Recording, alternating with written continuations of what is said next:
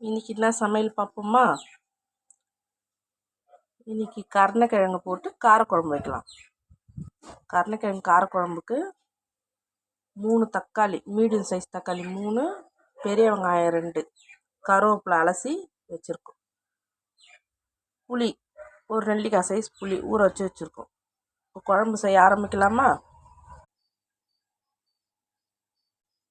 கடாய் காஞ்சிச்சு, நல்லெண்ணெய் ஊற்றி கடுகு போட்டுக்கலாம். 1/2 ஸ்பூன் வெந்தயம் போட்டுக்கலாம்.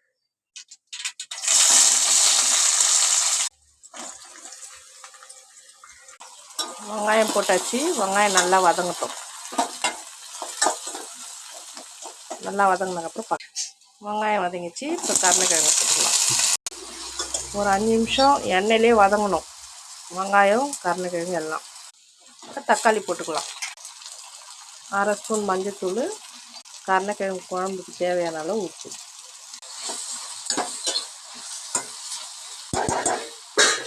மூடி போட்டு ஒரு 5 நிமிஷம் அப்படியே வேக விடுவோம்.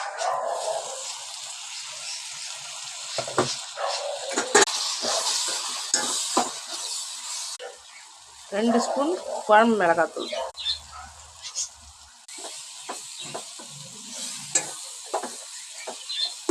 மிளகாத்தூள் வடை போட்டு தண்ணி ஊற்றிக்கலாம்.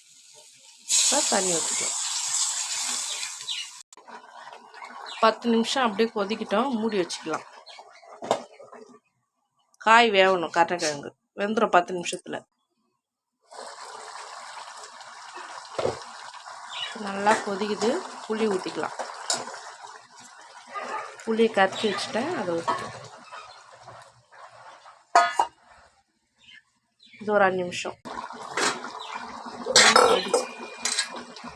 கொத்தமல்லி போட்டு ஸ்டவ் ஆஃப் பண்ணிக்கலாம்.